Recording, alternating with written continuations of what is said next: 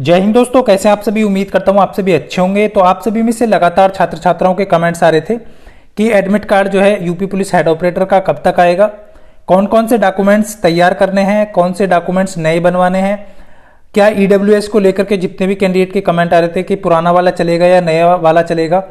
और बहुत सारे छात्र छात्राओं के क्वालिफिकेशन को लेकर के, यानी डिप्लोमा जो है वो कौन सा चलेगा कौन सा नहीं चलेगा, डिटेल में सारी जानकारी आप सभी को देने वाला हूँ। उसके बाद बहुत सारे कैंडिडेट के फाइनल कट ऑफ को लेकर के चिंतित हैं, उसके लिए भी आपके पूरी संपूर्ण जानकारी इस वीडियो में आपको मिलने वाली है।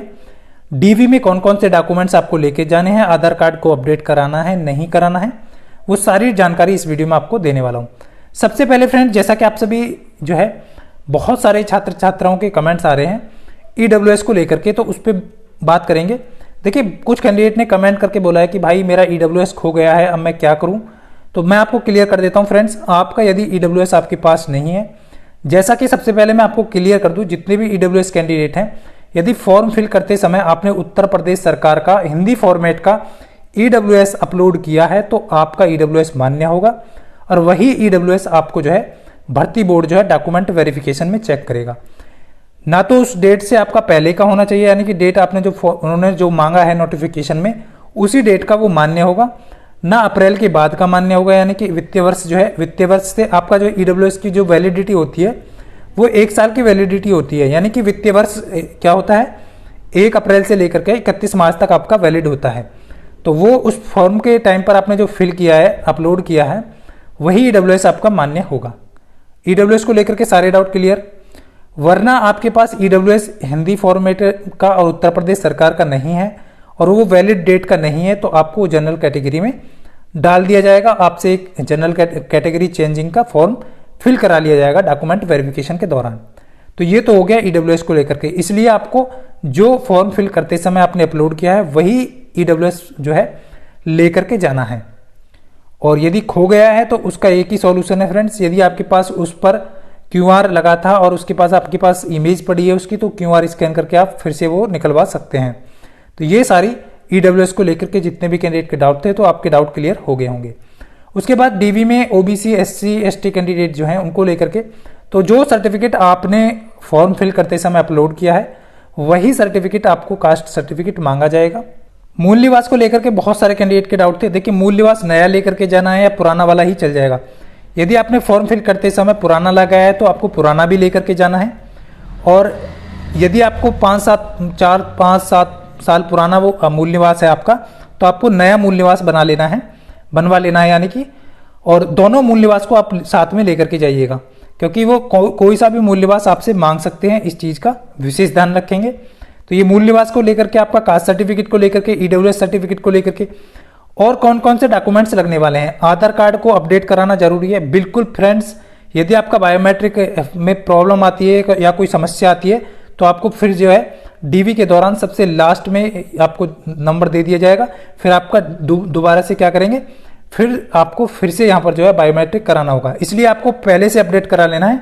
अपने आधार कार्ड को अपडेट करा लीजिए, आपकी बायोमेट्रिक हो रही है या नहीं हो रही है, कोई आपको मतलब बायोमेट्रिक करने में कोई समस्या तो नहीं आ रही है। फोटो पुराना है आधार कार्ड में तो उसको अपडेट करा सकते हैं। तो ये सारी चीजें हैं आधार कार्ड अपडेट को लेकर के। बाकी कुछ कैंडिडेट का देखिए यहाँ पर कमेंट आ रहा था कि डीवी के दौरान कितने सेट बनाने हैं। तो डीवी के दौरान आपको जो डॉक्यूमेंट वेरिफिकेशन होगा उसमें 2 सेट बना करके आपको लेके जाने हैं। और कौन कौन से डॉक्यूमेंट्स लेकर के जाने हैं वो आप सभी को मैं पहले भी बता चुका हूँ। जितने भी डॉक्यूमेंट्स आपने अपलोड किए हुए हैं वो सारे डॉक्यूमेंट्स आपको जो है लेकर के जाने हैं। बाकी आप सभी को मैं एक्स्ट्रा मूल निवास बना चुका हूँ, ईडब्ल्यूएस कास्ट सर्टिफिकेट हो गया आपका, आधार कार्ड हो गया आपका, और कम से कम 8 से 10 फोटो आपको लेकर के जाने हैं। हो सकता है 6 फोटो आपको यूज किए जाएंगे हाँ लगभग। तो ये आपको मतलब कि 8-10 फोटो लेकर के आपको जाने हैं। बाकी आप सभी में से करेक्टर सर्टिफिकेट को लेकर के भी कमेंट आ रहे थे। करेक्टर सर्टिफिकेट यदि आपके पास है तो लेकर के चले जाइए, वरना इतनी आवश्यकता करेक्टर जो सर्टिफिकेट है उसकी नहीं है। बाकी डिप्लोमा सर्टिफिकेट आपका होगा, मार्कशीट होगी आपकी, तो वो दोनों तो आपके जाएंगे क्योंकि आपने अपलोड किया हुआ है। और बाकी आप सभी का जितने भी कैंडिडेट का डाउट था कि एडमिट कार्ड भी लेके जाना है, बिल्कुल लेके जाना है। और आपको एडमिट कार्ड लेके जाना है और क्या लेके जाना है, उसका जो फॉर्म फिल जो किया था आवेदन पत्र, यानी कि आवेदन जो का फॉर्म मतलब प्रिंट आउट आपको लेकर के जाना है। क्लियर, आवेदन का भी प्रिंट आउट लेके जाना है, एडमिट कार्ड का भी प्रिंट आउट मतलब फोटो कॉपी करा करके सेट बना करके लेके जाने हैं। जो आपके पास में है वो भी लेकर के जाना है। तो ओरिजिनल और 2 जीरोक्स सेट आपको लेकर के जाने हैं। तो क्लियर आप सभी का डाउट। अब कुछ कैंडिडेट के कमेंट आ रहे थे कि जो डिप्लोमा है वो 3 ईयर वैलिड है, तो बिल्कुल फ्रेंड्स वहां पर 3 ईयर लिखा हुआ है अथवा उसके इक्विवेलेंट। और कुछ कैंडिडेट के कमेंट आ रहे थे कि डिप्लोमा जो है वो आपका, मान लीजिए आपने इंटर बेसिस पे किया है या 12th बेसिस पे आपने डिप्लोमा किया है, तो क्या वो मान्य होगा? तो बिल्कुल फ्रेंड्स आपका जो है, क्योंकि कोई भी डिप्लोमा है यदि आपने किया है 12th बेस पे किया है फिर हाई स्कूल बेस पे किया है और उस पर 3 ईयर डिप्लोमा आपके सर्टिफिकेट पर लिखा है, भले ही वो आपका लेटरल एंट्री हो या फिर आपका कोई भी हो, उस पर 3 ईयर डिप्लोमा लिखा है तो वो आपका वैलिड रहेगा, क्योंकि एडवर्टाइजमेंट और नियमावली भर्ती बोर्ड के अकॉर्डिंग आपका इसमें 3 ईयर डिप्लोमा मांगा गया है। तो 3 ईयर डिप्लोमा यदि आपके सर्टिफिकेट पे लिखा है तो वो बिल्कुल मान्य होगा, आपको बिल्कुल भी परेशान नहीं होना है। और जितने भी कैंडिडेट EWS वाले हैं उनको मैं बता चुका हूं कि आपका जो है कैटेगरी वहां पर चेंज करा लिया जाएगा, कैटेगरी चेंजिंग का एक फॉर्म फिल कराया जाएगा यदि आपके पास जेन्युइन EWS सर्टिफिकेट नहीं मिलता है। तो ये सारी इन्फॉर्मेशन थी। बाकी फाइनल कट ऑफ कितनी बढ़ सकती है वो आप सभी को मैं बता चुका हूँ पिछले वीडियो में भी, क्योंकि फ्रेंड्स आप सभी को लगभग मैं बता चुका हूँ कि 3, 3.5, 4 गुना ही कैंडिडेट डिप्लोमा वाले हैं इसमें। बाकी सब डिग्री धारक हैं, उनको जो है भर्ती बोर्ड ने पहले से ही आदेश दे दिया है और कोर्ट का भी आदेश है कि उनको बाहर कर दिया जाएगा। तो यदि आपके पास 3 ईयर डिप्लोमा लिखा हुआ है आपके सर्टिफिकेट पे, यानी कि डिप्लोमा जो सर्टिफिकेट है उस पर केवल लिखा होगा 3 ईयर डिप्लोमा, तो ये आपके लिए वैलिड है। तो ये आप सभी को यहाँ पर ध्यान रखना है।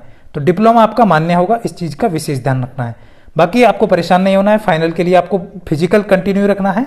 DV के एडमिट कार्ड जैसे ही जारी होंगे तो आप सभी को जानकारी दे दी जाएगी। बाकी सारी इन्फॉर्मेशन यही थी जो आप सभी को देनी थी। उम्मीद करता हूँ आप सभी अच्छे से समझ पाए होंगे। तो फ्रेंड्स मिलता हूँ नेक्स्ट वीडियो में, तब तक के लिए सभी को जय हिंद, वंदे मातरम।